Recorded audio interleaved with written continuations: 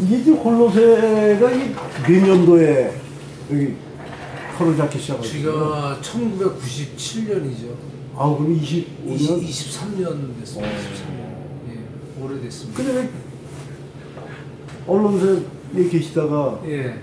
갑자기 또 일로 이 오지 중에 오지? 아, 갑자기가 아니고요. 제가 그 회사 다닐 때 네. 이미 이 생태계 탐사 프로그램의 단장 일을 한 8년 했어요. 그러니까 뭐 곤충을 비롯해서 식물, 조류, 지질, 생물하고 관계된 파트를 쭉 오래 하면서 1년에 2번씩 책도 내고 그런 일을 하다가 보니까 정말 재밌더라고요.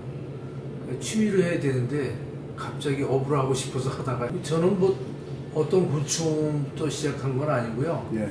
곤충, 그러니까 벌레 자체를 좋아해서 거의 모든 곤충을 다 했죠. 이제 그러다가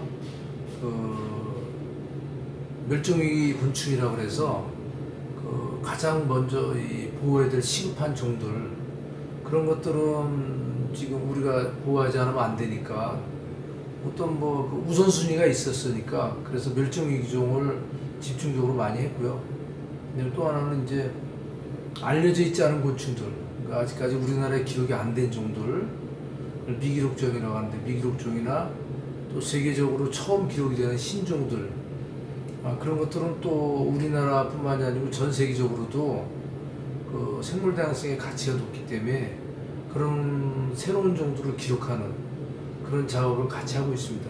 종 중에 제일 먼저 시작했던 것은 붉은전 모시나비, 그다음에 이제 소똥구리, 그다음에 물자문, 이렇게 돼서 지금 일단 먹이도 부족하고 사는 곳 자체가 없어진 그런 종들. 그래서 사실은 정말 내일이면 없어질 가능성이 많습니다. 그래서 붉은전 모시나비 같은 경우에는 전 세계적인 멸종위기종이니까, 소똥구리도 소를 키우는 방식이 이제 고기를 먹기 위해서 키우는 방식으로 바뀌었기 때문에 걔네들이 사는 것하고 상관없이 키우고 있잖아요. 그래서 먹이도 없고 그다음에 사는 것도 없어졌으니까 당연히 멸종이 될 것이고, 물장군도 사는 곳 자체도 우리가 흔히 봤던 논의 개념이 없어졌고, 물을 마음대로 가둬놓고 뺄 수 있는 관수가 되면서 관계농업이 되면서 살 곳이 없어졌어요. 또 불 때문에 늘 유인되고, 그래서 로드킬들 많이 당하고, 그래서 다 굉장히 위험한 종들입니다. 그런 종들을 중점적으로 많이 증식을 하고? 예, 증식을 하고 다시 또 자연 상태 복원을 하고. 예, 그래서 붉은전 모시나비 같은 경우는 원서식지 강원도 삼척에 맨 마지막에 한 130개체 정도밖에 안 남았었는데, 지금 현재는 저희가 5년 동안 방사를 하고 그 다음에 방사 후에 또 모니터링을 해서 제가 보고서를 냈는데, 잠정한 추정치까지 95% 신뢰 수준을 보면 한 2100개체까지 있는 거로 그렇게 제가 작년에 보고를 했습니다. 소똥구리는 멸종한 것 같습니다. 소똥구리도 그렇고. 그래서 지금 사실 소똥구리에 대한 생태적인 의미를 잘 모르시기 때문에 소똥구리가 갖고 있는, 요새 미세먼지 많이 있지 않습니까? 근데 미세먼지를 우리가 이야기되고 있지 않지만 사실 농촌에서 굉장히 많은 발생 요인이 있습니다. 소를 키우면서, 돼지를 키우면서, 개를 키우면서, 그 다음에 닭을 키우면서 얼마나 많은 동물들의 분뇨가 나고, 그거를 처리 못하고 이렇게 방치해두면 그게 미세먼지의 가장 중요한 원인도 되거든요. 또 놔두면 비가 오면서 또 물로 들어가고 계곡에서 바다로 들어가고, 그래서 그런 것들을 없애주고, 그러니까 똥을 굴려서 땅속으로 묻어버리고 메탄가스 발생도 막고, 어마어마한 리사이클링의 주역인데 잘 몰라요. 그래서 소똥구리가 뭐가 중요하냐 그러는데 자연의 청소부군요. 그럼요. 만약에 우리는 더럽다고 하지만 똥이 다 분해해주고, 다 완벽하게 분해해주고 땅속으로 갖고 들어가면서 풀씨를 또 널리 퍼뜨리기도 하고, 땅속에 우리가 이제 공기층을 만들어서 식물이 잘 자라게 해주고, 굉장히 중요한 것들인데 그게 없으면 타격을 많이 받죠. 지금 호주나 이런 데는 애초에 없던 소똥구리를 도입을 해서 지금 우리가 먹고 있는 그 청정한 소, 네. 그 소의 똥을 소똥구리들이 다 분해하기 때문에 그 호주의 퀸즐랜드라는 곳에서는 소똥구리 축제를 합니다. 근데 소똥구리 잘못 만지면 아주 큰일 납니다. 거기서는 그 물론 첨단 산업도 하고 저 이 분자생물학도 하지만 가장 기초적인 먹거리인 그 축산을 할 때 소똥구리가 없으면 안 되기 때문에 네. 굉장히 그 소똥구리에 대해서 정성을 많이 들입니다.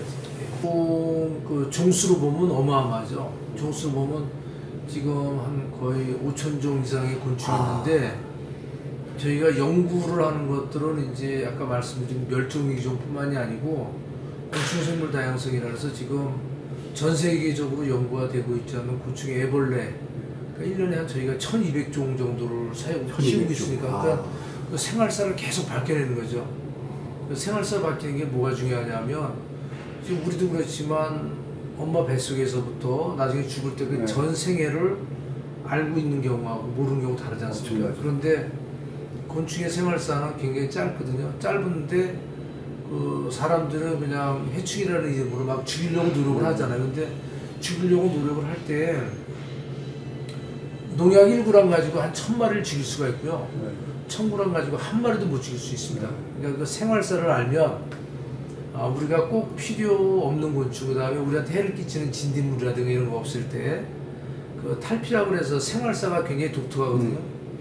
그러니까 그런 탈피라든가 껍질을 벗는, 우리 따지고 보면 사람도 계절이 바뀌는 환절기 때에 가장 취약하지 않습니까? 적시를 찾아내는 거. 네, 그러니까 그때 그렇게 제일 그 생태적으로 봐서 취약할 때는 양 냄새만 맡아도 죽을 수가 있고요. 그렇지. 껍질을 다 굳힌 상태에서는 아무리 약을 쳐도 걔네가 외골격의 형태이기 때문에 우리가 딱딱한 껍질에다 뿌린 거하고 똑같습니다. 1,000배, 10,000배 차이가 나니까 생활사가 중요한데, 근데 대부분 얼음벌레에 집중되어 있기 때문에 사실 애벌레 연구는 저희 연구소 저희가 지금 하고 있는 게 유일하다고 보시면 됩니다. 그게 지금 그 1,500종에 예. 집중적으로 연구하는 것 중에 예. 그 중에서도 그 우리가 변태를 하잖아요, 그렇죠? 예, 예. 변태를 하는 과정에 가장 중요한 애벌레를 집중적으로 많이 하는 거라고 보시군요. 그렇죠. 그러니까 우리 사람으로 따지더라도 알에서 얼음벌레까지 가령해서 1년에 3번이 나온다. 그러면 한 4개월로 쳤을 때 4개월 중에서 3개월이 사실은 애벌레입니다. 그러니까 전생의 80% 이상의 기간을 애벌레가 차지하고 있는데 애벌레를 무시하는 거예요. 애벌레를 모르니까. 그리고 애벌레 가지고 뭐 따로 할 게 없다고 생각을 해서 아무도 연구를 안 했는데, 저희 같은 경우 지금 애벌레를 키우면서 걔네들이 특별히 먹는 먹이식물하고의 관계도 밝히고, 그 다음에 기후가 변하면서 얘네들이 어떤 생활태도를 보이는지도 밝히고, 그 다음에 애벌레가 갖고 있는 그 마이크로바이옴이라 해서 그 체내 미생물을 저희가 지금 전체 분석을 하고 있습니다. 그래서 거기서 나오는 그 펩타이드라고 어떤 물질이 우리한테 도움이 될 것인가, 그런 신약의 제조, 그런 데도 사용이 되고요. 그 다음에 요새 기후변화에 직접적인 연관이 있는 사료 만드는 거를 이걸 대체할 수 있는, 그래서 지금 애벌레 하나로 지금 말씀드린 모든 것을 할 수가 있기 때문에 지금 신약 개발 쪽 나가는 것도 상당히 60% 이상 진척이 되고 있습니다. 자연환경 속에서 이제 키워야 되지만 예. 또 기주식물이 있어야 되잖아요. 그 먹이식물도 또 이게 보통 일이 아니거든요. 그게 제일 중요한 겁니다. 먹이식물을 어떻게, 걔네들은 다 제가 키우고 있는 곤충은 이제 크게 두 파트로 나누는데, 하나는 캐터필러라고 그래서 그 나비목애벌레, 우리 인간하고 가장 밀접한 관계에 있는 나비목애벌레하고, 또 하나는 그 산림성, 그러니까 수목에 조금 직접적인 영향을 미치는 잎벌 종류, 그 두 종류거든요. 근데 그 두 종류 같은 경우에는 지금 연구가 전혀 안 돼 있어요. 전혀 안 돼 있는데 그 종수가 어떤 해는 1,200종, 1,500종, 2,000종 그러지만 할 때마다 전부 다 성공하는 게 아니어서 실패할 확률이 많거든요. 그러니까 그 전 생애를 다 밝히는 것도 사실은 굉장히 어려운 일입니다. 그게 굉장히 어려운 일인데 한 10여 년에 한 종 밝히는 경우도 있고요. 운이 좋아서 그해 밝히는 경우도 있지만, 그런 애벌레 키우는 작업은 말씀드린 대로 여러 용도로 쓰이기 때문에 가장 가장 중요한 일이죠, 그게. 예. 일반 사람들이 곤충 그러면 벌레하고 동일시하고 그런 데다가 제가 강의했을 때 네가 제일 싫어하는 사람한테 해를 끼치는 곤충 한 10가지만 대봐라 그러면 한 3가지만 됩니다. 모기, 파리, 바퀴벌레 그때가 지네 이렇게 갑니다. 곤충이 3가지죠. 예, 근데 지금 170만 종이 넘는 곤충 중에서 그거밖에 모르는데, 근데 이런 곤충이 중요하다, 벌레가 중요하다는 이야기를 아무리 해도 실감이 안 되기 때문에 저는 이제 교육을 통해서 그 다음에 곤충의 역할을 대해서 이야기해 주면서 사람들이 이래서 필요하구나 이런 걸 생각할 수 있게 기회를 주는 거거든요. 그래서 이제 그 전에는 이제 교육도 많이 했었는데 지금은 주로 이제 강의를 많이 합니다. 강의를 많이 하고 이제 책을 내고 그 다음에 각 신문에 이제 칼럼을 써서 일반 국민들하고 이렇게 접할 수 있는 기회를 자꾸 만들어서 하여튼 곤충에 대해서 혐오감을 없애도록 노력을 하고요. 또 실질적으로 곤충 없으면 사람 아무것도 아니거든요. 비단이나 꿀뿐만이 아니고 지금 곤충의 애벌레에서 나오는 그 미생물, 그러니까 아까 먹이식물 말씀드렸지만 먹이식물은 곤충에 대해서 특별한 방어 메커니즘을 갖고 있습니다. 왜냐하면 그것도 애벌레입니다. 애벌레가 잎을 뜯어먹으니까 뜯어먹지 못하기 위해서 화학적 물질을 만드는 거, 저희가 2차 대산물이라고 하는데, 그 화학적 물질을 사람들은 우리가 얘기하는 대로 쌉싸름하다 그렇게 얘기하잖아요. 근데 이게 독극 물질입니다. 그러니까 탄닌이라든가 그다음에 페놀이라든가 우리 테르펜 같은 쑥에 있는 테르펜, 모든 식물이 갖고 있는 그런 독성 물질을 해독할 수 있는 힘을 애벌레가 갖고 있기 때문에 그 물질을 활용해서 말씀드린 신약을 제조할 수 있고, 그 다음에 거의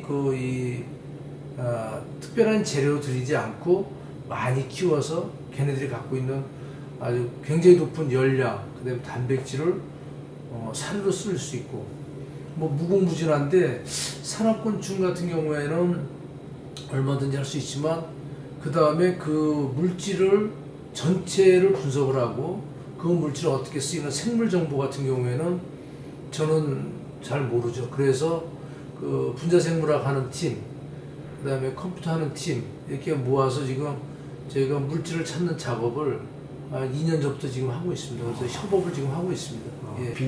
지금 제가 생각하고 있는 게요, 그 세계 유수의 방송국조차도 사실은 코끼리나 카리스마가 있는 동물이죠.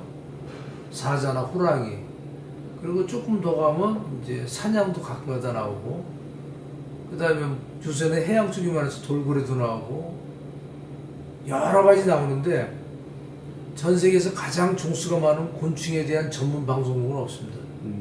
제가 지금 연구소 연지는 23년 됐지만 제가 옛날 갖고 있던 자료부터 언론사 시절에 제가 찍었던 그런 자료까지 합치면 한 35년 정도 되죠. 그러니까 그 자료들을 차곡차곡 모았는데 이제는 그 유튜브라든가 굳이 큰 돈을 들이는 방송국이 아니어도 일반 국민들하고 접할 수 있는 기회가 있고, 또 게다가 그게 이 콘텐츠는 이게 하루아침에 안 됩니다. 생물학은 시간의 학문이기 때문에 제가 몇십 년 해온 자료를 잘 정제해서 쓸 수 있는 방법, 그 다음에 또 일반 국민들 중에서 재미나게 볼 수 있는 것, 그 다음에 또 IT 이걸 통해서 공부도 할 수 있고, 그래서 그런 이 매체를 지금 제가 생각을 하고 있습니다. 지금 이제 23년 동안 제가 하면서 개인적인 이 돈도 많이 쏟아부었지만 사실 이게 무슨 특별한 수익을 목적으로 한 게 아니었었고요. 좋아서 한 일이고 겁이 없었죠. 하다 보면 방법이 생각이 굉장히 무모한 도전이었었는데 지금 생각해도 하나도 불평하지 않고 재미가 있어요. 그런데 깊은 산속, 필드워크가 중요한 그런 학문이다 보니까 일단 연구원 구하는 게 굉장히 힘들죠. 그리고 들어와서도 이해는 가죠. 이해는 가는데 그 산속에 있다 보니까 정말로 좋아하는 그런 연구원이 아니면 좀 실직을 내는 것도 있고, 또 하나는 이제 또 가장 궁극적인 그런 것들인데 그 연구원들 월급을 주고, 그 다음에 여기 기본적인 관리를 해야 되고, 근데 시간이 지나면 지날수록 산속이라서 관리하기 더 힘들어져요. 그렇지. 그런 것들이 굉장히 힘들고, 지금 뭐 대통령도 평화가 경제라는데 아주 맞는 말이지만, 사실 평화의 버금가는 환경이 경제라는 말을 할 줄 알아야 되는데 그런 말을 할 줄 모르고, 지금 제 연구소 주변에 태양광을 만든다는데, 태양광도 대체 에너지도 좋지만, 아니 멸종위기종하고 그 다음에 중요한 종이 있다고 다 국가에서도 지정을 하고 열심히 키우는 이런 지역에 왜 만드느냐 이거죠. 그러니까 이 구별을 못하는 것 같아요. 사람들의 시선, 이게 필요할까? 그 다음에 또 같이 해야 될 환경부 같은 데서 시각이 많이 떨어지죠. 많이 떨어지는 데다가 지금 실제적으로 이게 정말로 지금 우리가 얘기했던 이렇게 큰 돈이 될 수 있는 그런 생물 다양성을 말로만 하지 사실 하질 않아요. 그래서 제가 아까 이야기했던 그런 미생물, 그 다음에 전체 연구소를 분석해서 그거는 제가 특허를 받겠다. 그 다음에 내가 네이처에 논문을 내겠다. 이런 조건을 다 내세우고 해도 늘 과제에서 떨어지는 거예요. 이게 지금 저하고 같은 쓰리빅스라고 같이 연구하고 있는 그 팀에서 각자 돈을 내서 지금 따로 하고 있으니 참 기가 막힐 노릇이죠. 그래서 이제 따지고 보면 언제까지 개발할 것이냐, 언제까지 부심수 할 것이냐. 그래서 가장 많은 일자리, 가장 질 높은 일자리는 말씀하셨던 바이오 테크놀로지에서 나오는데, 말들은 그렇게 하지만 미세먼지 없애겠다고 2조씩 추경해서 잡힐 것이냐. 1년에 며칠, 물론 열심히 노력을 해야 되지만 근본적인 해결에 대해서 노력하지 않아요. 그래서 그런 멸종위기종, 생물다양성, 그 다음에 좁게는 벌레, 곤충, 우리가 갖고 있는 것에 대해서 함부로 하는 것들, 그런 게 제일 힘들죠. 제일 힘들죠.